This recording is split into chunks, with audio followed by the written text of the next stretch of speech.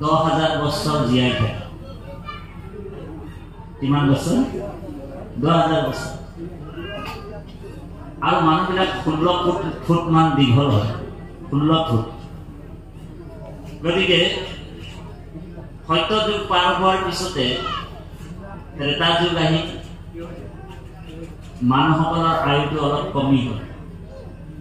নাই কমেও 1000 মান বছৰ জীয়াই থাকে। আৰু ওখ হয় মানুহবিলাক 13 হাত মান হয়, অলপ কমি যায়। 3 হাত কমি যায়। বুজি পাইছে? একেবাৰে কলি যুগত মানুহ একেবাৰে 3.5 হাত মান হয়, আয়ু কমি যায়, 100 বছৰ হয়। ঠিক সত্য যুগৰ ভগৱন্তৰ ভক্তি কৰা এগৰাকী একান্ত ভক্তা মানে যিসকল সাধৱী বুলি কয় সেইসকলক ভক্তা বুলি কৈছে। আইসকলক ভক্তা বুলি ক'লে ভুল নহয়, ভকত আৰু ভক্তা। গতিকে ৰেৱতী নামৰ ৰেৱত ৰজাৰ দুহিতা একান্তভাৱে কৃষ্ণৰ ভক্তি কৰিছিল আৰু মনে মনে তেওঁৰ হৰিৰামৰ প্ৰতি এটা প্ৰেম আছিল। প্ৰেম মানে ভক্তি, স্বামী হিচাপে পাবৰ কাৰণে ইচ্ছা। ভগৱন্তটো অন্তৰ্যামী, সকলো কামনাবিলাক জানে। ভগৱন্তই ব্ৰহ্মা সেই ৰেৱত ৰজা আৰু ৰেৱতীক লৈ পৃথিৱীলৈ নামি আহিছে আৰু হৰিৰামক বিয়া দিব বিচাৰিছে। ইয়াৰ ওপৰতে পাঠ ভিত্তিত চলি আছে। ইয়াতে কৈছে, বলৰাম আচন্ত তাহান জ্যেষ্ঠ ভাই, আপুনি অনন্তি অৱতৰী আশা যায়। তাৰমানে বলৰাম আৰু কৃষ্ণৰ মাজত বিভেদ নাই, যদিও লীলাৰ কাৰণে ভেদভাৱ হৈ আছে, কিন্তু এনে সমস্ত জগতখনে ঈশ্বৰৰে অংশ বুলি কৈছে। বলৰামো কৃষ্ণৰ অংশই হয়। অকল বলৰামেই নহয়, অৰ্জুনো ভগৱন্তৰে অংশ। বোলে অকল অৰ্জুনে নহয়, গোটেই চৰাচৰ জগতখনে ভগৱন্তৰে অংশ। বোলে আপুনি মই ক'ৰ পৰা আহিছো? ঈশ্বৰৰ পৰাই আহিছো, হয়নে বাৰু? এ তোমাৰে হে অংশ আমি যত জীৱ জাক, অ তোমাৰ মায়ায়ে হৰি বান্ধিলে আমাক, দিও উপদেশ ভজু তোমাৰ চৰণ, মায়াৰ বন্ধন সিংহু শ্ৰৱণ কীৰ্তনে। গতিকে তোমাৰহে অংশ আমি যত জীৱ যাক, গোটেই কীট পতংগ, গোটেই জীৱ জগতখন ঈশ্বৰৰ পৰাই আপুনি মই সৃষ্টি হোৱা। সেইকাৰণে মহাদেৱ প্ৰাৰ্থনাত কৈছে, যত দেখা চৰাচৰ হৰিময় নিৰন্তৰ, হৰি ভিনে নাহিকে পৃথক। হে ৰাম যত দেখা চৰাচৰ হৰিময় নিৰন্তৰ, হৰি বিনে নাহিকে পৃথক। যিজন ভকতিহীন হৃদে হৰিক ভিন্ন, হৰিৰ মায়ায়ে তাক মোহে। গতিকে যিজন ভকতিহীন সেইজনে হৰি ঈশ্বৰৰ ভিন্নতা দেখে, বা সমস্ত ভূতত প্ৰাণীৰ হৃদয়ত তেওঁ ঈশ্বৰ মই দেখিব নোৱাৰে।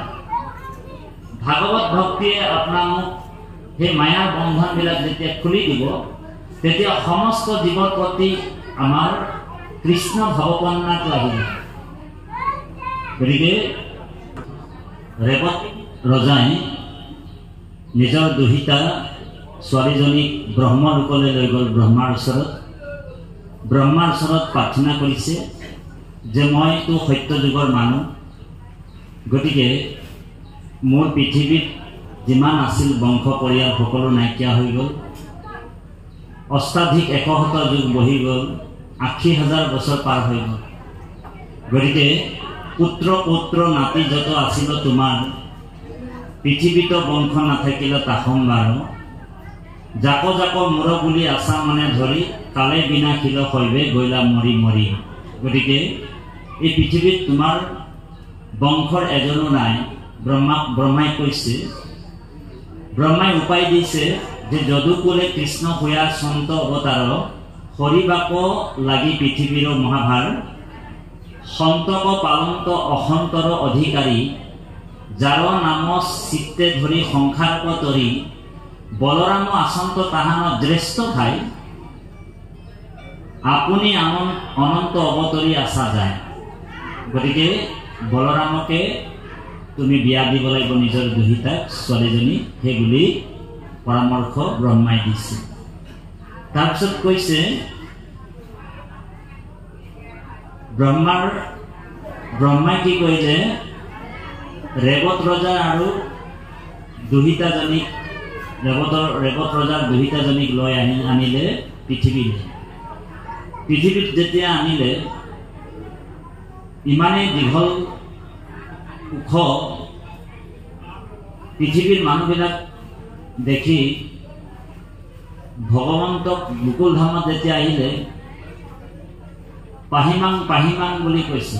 তাৰমানে এনেকুৱা প্ৰাণী ৰাক্ষসৰ নিচিনা আহিছে বুলি দৌৰি দৌৰি প্ৰভু ভগৱন্তক জনাইছে। তেতিয়া কি হ'ল, ইয়াতে কৈছে, উল্লেখ কৰিছে, ব্ৰহ্মাৰ সভাত আছিদন্ত নৰেশ্বৰ সত্যযুগে যিমতে আছিল কলেবৰ, সেইমতে বাপে যিয়ে আসন্ত কইনা দুইৰো শৰীৰে লংঘি আখয় আকাশ কৃষ্ণক শৰণ লয়া শুয়া মহাত্ৰা হেৰা খাইবে আহে ৰাক্ষসী নাহি ভয় বুলি হৰি মাতিলন্ত হয়।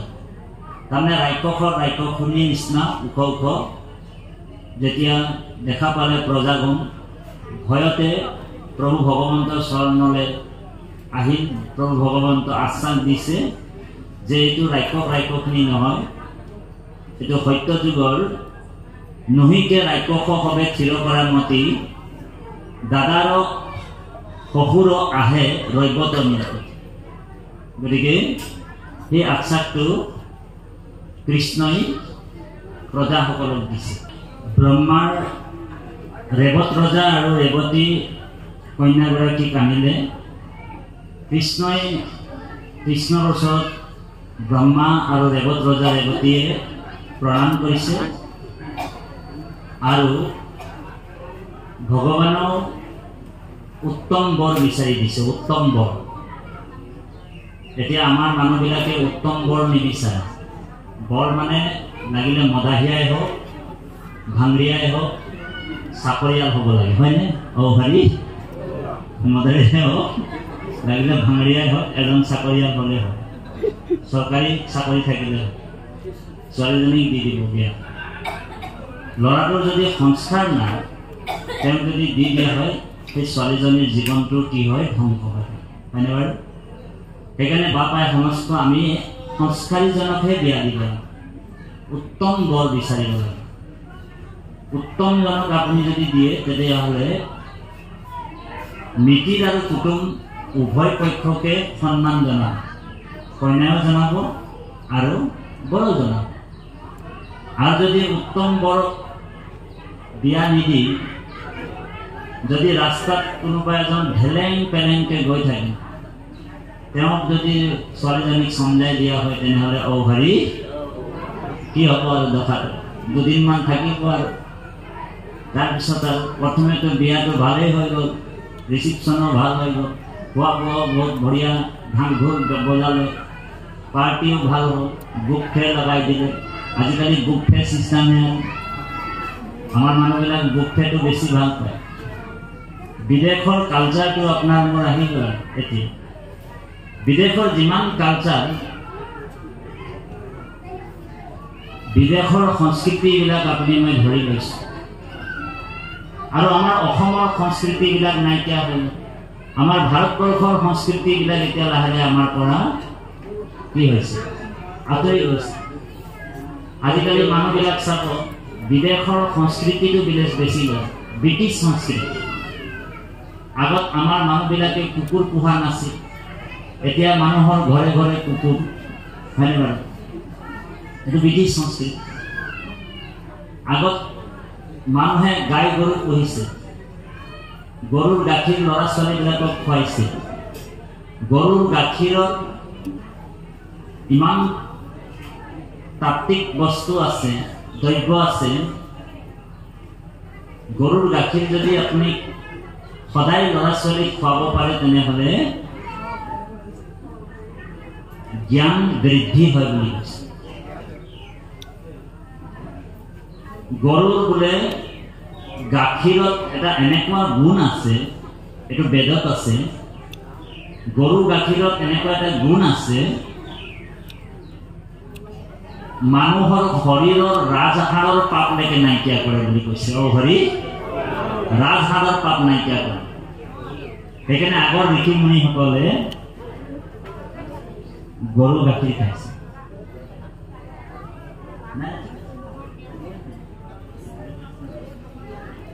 গতিকে গৰু গাখীৰটো সেইকাৰণে বহুত উপকাৰী। গৰু গোবৰটো মানুহৰ উপকাৰী, মানে সেইকাৰণে মানুহে গৰু পুহিছে। কিন্তু এতিয়া মানুহবিলাকে কুকুৰ পুহিবলৈ আৰম্ভ কৰি দিছে। যাৰে ঘৰত যাব আপোনাৰ অলপ ধনী মানি হৈ গ'লে কুকুৰটোক লৈ আনিব। ভাল কুকুৰ এটা 12,000 10,000। কুকুৰ এটা আগফালে গেটত বান্ধি দিয়ে আৰু বৰ্ড এটাত লিখি দিয়ে, কুকুৰৰ পৰা সাৱধান হ'ব। তাৰমানে তেওঁলোকৰ ঘৰত সকলোৱে কুকুৰ, বৰ্ডটো লিখি দিছে যে কুকুৰৰ পৰা সাৱধান হ'ব।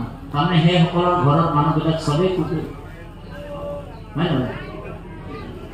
এদিন আচৰিত হৈ গ'লো এটা জেগাত গৈ, এজন ভকতে বোলে ভকতৰ গৃহ বিচাৰি গৈছে। ভকতৰ গৃহ বিচাৰি যাইছে, নামঘৰ গুৰুঘৰ নাই, তাত সেই ভকতজন নাথাকিলে। তাৰপিছত কি হ'ল, এজন ঘৰলৈ গ'ল, এজন ভকতৰ ঘৰলৈ গ'ল। তেওঁলোকৰ ঘৰত গুৰুঘৰো আছিল, কিন্তু বাপজন যেতিয়া বোলে ওলাই আহিছে তেতিয়া হাতত বোলে এটা কুকুৰ লৈ আহিছে আৰু ভকতজনক কৈছে যে এদিন বোলে কুকুৰটোৱে যেতিয়াই ভৌ ভৌ কৰিছে ভকতজনক দেখি, তেতিয়া কুকুৰটোক কোলাত ধৰি কিনি কৈছে, এই বোলে তোৰ মামা হয়, বোলে তোৰ ককা হয়, আহিছে। তেতিয়া ভকতজনে হাতত মূৰত হাত ৰাখিলে, কি ৰকম মানুহ ৰে, এতিয়া মই বোলে কুকুৰেৰ বোলে কাকা হৈ গ'লো, বাপ হৈ গ'লো। কুকুৰেৰ মামা, কুকুৰেৰ লগত মোৰ সম্বন্ধ হয়। তো আজিকালি মানুহবিলাকে কুকুৰ পোহা আৰম্ভ কৰি দিছে। এইটো এটা ব্ৰিটিছ সংস্কৃতি।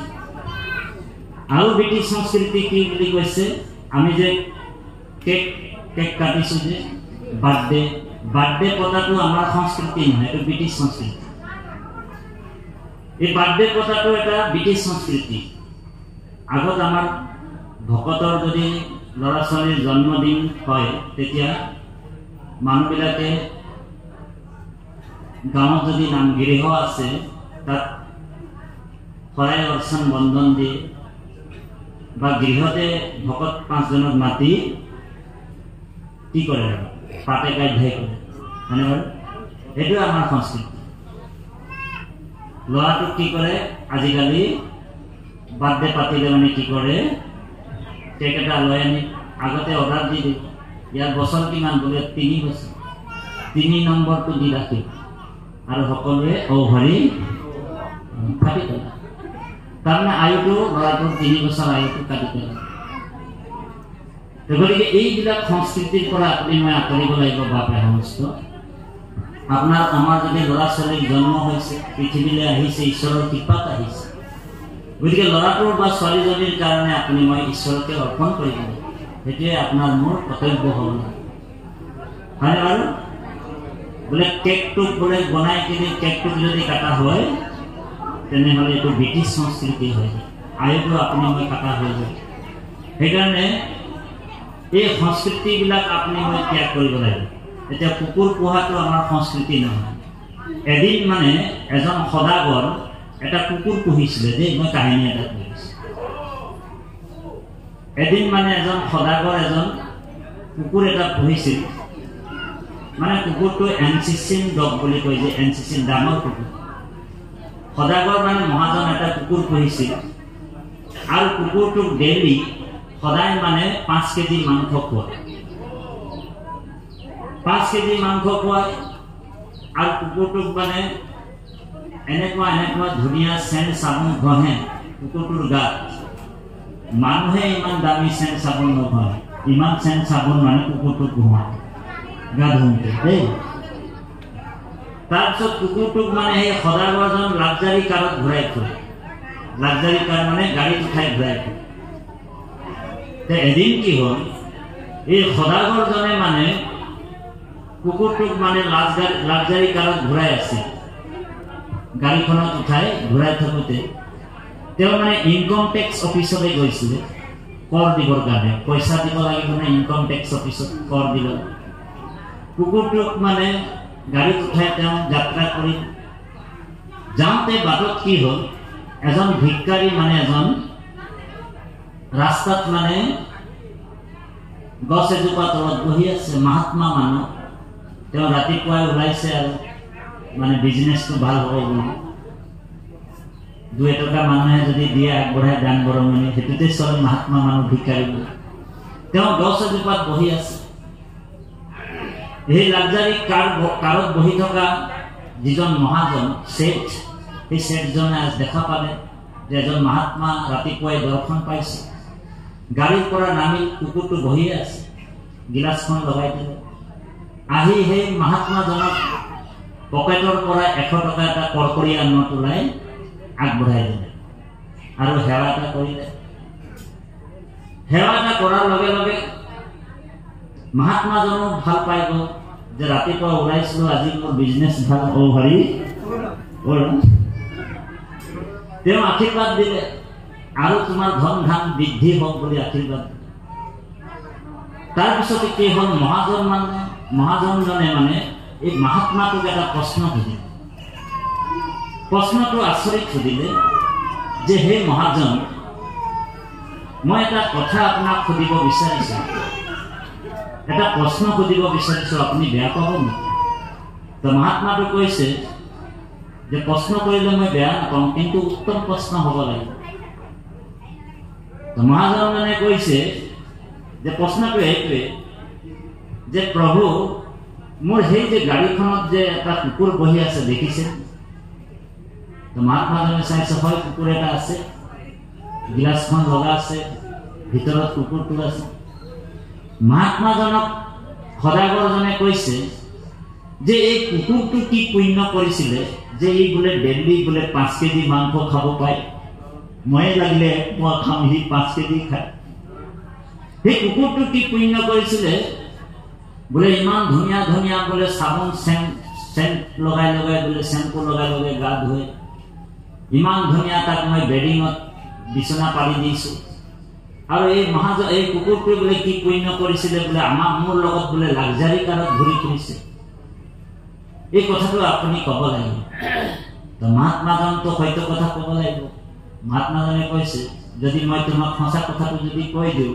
তেনেহ'লে মোৰ পৰা 100 টকাটো দিছিলে এইটো লৈ ল'ব নেকি ভয় কৰিছে দেই তো মহাত্মাজনে কৈছে নকলেও বেয়া মহাত্মাটো সত্য কথা ক'বই মহাত্মাজনে কৈছে যে এই কুকুৰটো কি পুণ্য কৰি ৰাখিছিলে আপোনাক মই কম কিন্তু মোৰ 100 টকাটো আপুনি লৈ ল'ব নেকি আগতে প্ৰতিশ্ৰুতি লোৱা তো মহাত্মাজনে কৈছে মই আপোনাক যিটো এবাৰ দি দিলো হয় নহয় দান এনেকুৱা বস্তু এবাৰ দি দিয়াৰ পিছত বোলে দিয়াৰ পিছত বোলে সোঁ হাতে দিলো না বাওঁ হাতে দিলো না কি গমে পাব নালাগে হয়নে বোলে বাওঁ হাতে সোঁ হাতে দান দিলে বাওঁ হাতেও জানিব নালাগে তো মহাত্মাজনে কৈছে যে মই দিলো আৰু আপোনাক আপুনি কিন্তু সঁচা কথাটো কৈ দিব মোৰ কথাবিলাক অকণমান নলবাৰীয়া ফুলত হ'ব পাৰে দেই আৰু অসমীয়া শব্দবিলাকো মই ইমান স্পষ্ট নহ'ব পাৰে সেইকাৰণে আমি নলবাৰী ফালে নামনি ফালে প্ৰায় অনুষ্ঠানত গৈ থাকোঁ এইফালে ভাষাবিলাক আহি গৈছে লাহে লাহে আৰু অসমীয়া শব্দবিলাক আমাৰ ইফাল হৈ যায় কাৰণ আপোনালোক জানি আমি কণা মুছলিমান